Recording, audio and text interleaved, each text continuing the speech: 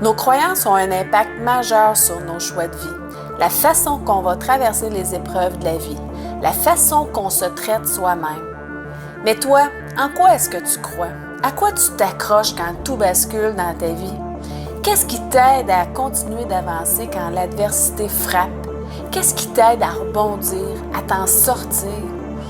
Dans ce 11e et avant-dernier épisode de la 3e saison de La Voix du bien-être intérieur, je te parle de spiritualité qui n'a rien à voir avec la religion, soit dit en passant. Je te parle de l'importance d'avoir des croyances, d'avoir quelque chose à s'accrocher, de croire en quelque chose pour passer à travers les coups durs de la vie. La Voix du bien-être intérieur est une émission sur le thème du développement personnel présentée 3 fois par semaine.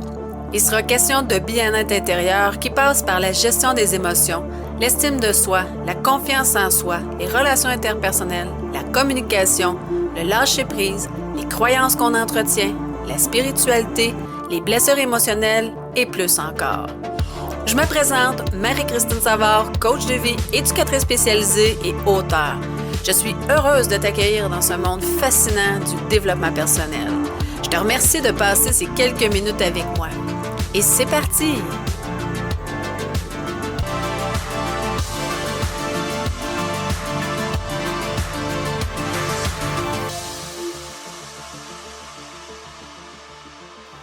Allô, allô, j'espère que tu vas bien.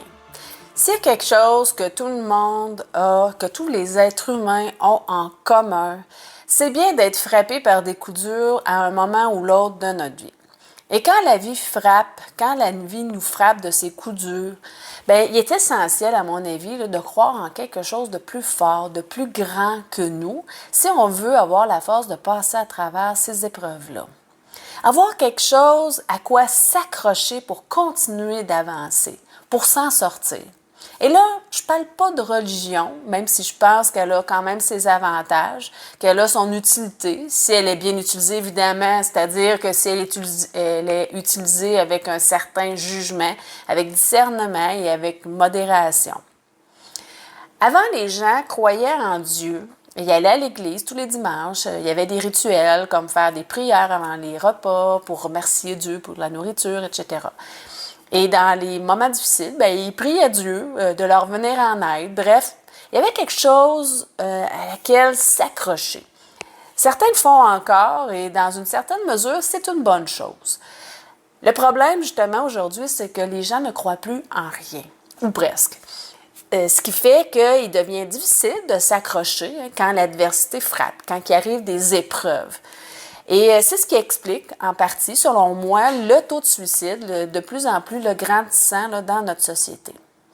C'est pour cette raison, entre autres, que j'ai décidé de dédier un épisode à la spiritualité. Même si j'ai été élevée dans la religion catholique, il y a longtemps que j'ai cessé de pratiquer, d'aller à l'église, surtout de croire à toutes les inepties, les niaiseries que la religion catholique tente de nous inculquer. Ça n'empêche pas de respecter ceux qui y croient.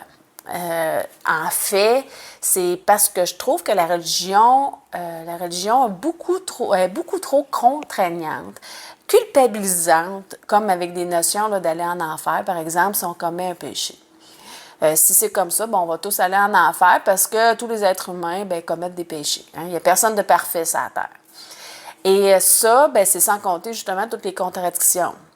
D'autant plus qu'elle a été modifiée, trafiquée, transformée par l'homme pour en tirer profit, pour que l'homme en tire avantage, même pour abuser des gens, les arnaquer même dans certains cas.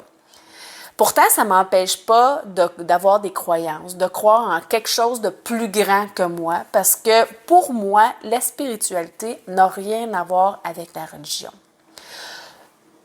De croire, par exemple, que rien n'arrive jamais pour rien dans la vie et que quand survient des obstacles, des coups durs, des épreuves, c'est qu'on a des apprentissages à faire, des choses à changer, à modifier dans notre façon de percevoir les événements, dans notre par rapport à ce qui nous arrive, par rapport à tout ce qui nous arrive. Dans le fond, quand il arrive des coups durs, c'est que l'heure est au changement, tant intérieur qu'extérieur. Il est temps de prendre des décisions, même si c'est difficile et que souvent nos résistances vont freiner nos élans vers ces changements-là parce que On est bien dans nos vieilles pantoufles, hein, n'est-ce pas? L'être humain tend toujours à aller vers ce qu'il connaît déjà, même si c'est nuisible pour lui, parce que c'est ce qu'il connaît. Il ne connaît rien d'autre, donc il s'en va vers ce qu'il connaît. Et puis, une des plus grandes peurs de l'être humain, c'est le changement. En fait, le fait de croire que rien n'arrive jamais pour rien m'aide tous les jours, même si je ne vis pas nécessairement là, des coups durs, ça m'aide, moi, à voir le côté positif des choses. Mais surtout, ça me permet de trouver un sens à ce qui m'arrive et ça fait toute la différence dans ma vie de tous les jours. Si on réussit à trouver un sens à ce qui nous arrive de plus pénible, de plus douloureux, la vie prend un autre tournant. Et cet événement-là, qu'on perçoit comme pénible, douloureux, et parfois même comme étant terrible, l'enfer, catastrophique, ça prend un tout autre sens et ça nous permet de continuer d'avancer un pas à la fois et d'en faire quelque chose de plus constructif. Ça nous permet de grandir, d'évoluer à travers tout ça. Je crois que tout arrive pour une raison et que les événements de notre vie sont tous interreliés les uns entre les autres. Chaque événement vécu est nécessaire pour avancer vers un autre et ainsi de suite. Donc, ce que j'ai vécu, moi, mettons, dans mon enfance, dans mon adolescence, au début de ma vie adulte, tout ça fait en sorte que je suis rendue où je suis rendue aujourd'hui. Et si ça s'était pas arrivé, je ne serais pas rendue à la même place. Probablement, c'est comme l'effet papillon. Hein? Il arrive un événement et ça a un impact là, à grande échelle. Donc, chaque événement est interrelié et chaque événement a sa raison d'être. En fait, je trouve toujours fascinant même que quand je prends du recul par rapport à mon vécu, comment tout ce que j'ai vécu était là pour une raison X.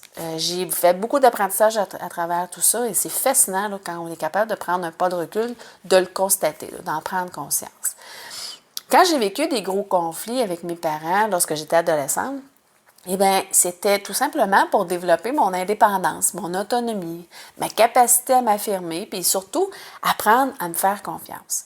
Si je n'avais pas vécu cette peine d'amour-là après ma séparation, début trentaine, j'aurais pas appris à me prioriser, à me respecter, à me choisir et surtout à m'aimer.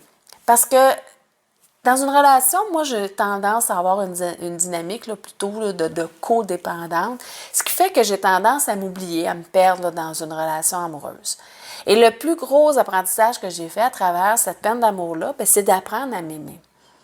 Et c'est d'ailleurs le meilleur moyen pour se libérer d'une relation dont on a de la difficulté à se défaire ou d'une relation malsaine ou toxique. Hein, la meilleure façon de se libérer d'une relation comme ça, c'est vraiment de se prioriser et d'apprendre à s'aimer encore plus que cette relation-là. Pourquoi j'ai réussi à m'en sortir? Parce que j'ai décidé, j'ai choisi de m'en sortir. Peu importe ce qui m'arrive, et d'évoluer, de grandir à travers ces épreuves-là que la vie m'a envoyées et d'en faire quelque chose de constructif. Et si je n'avais pas vécu tous ces événements-là de ma vie, je ne serais pas là aujourd'hui. Là. Je ne serais pas rendue où je suis là aujourd'hui. Puis je ne serais pas en train de te parler, de te partager mes apprentissages, mes connaissances, mes expériences. Bref, tout mon bagage là, pour t'aider dans ton propre développement personnel.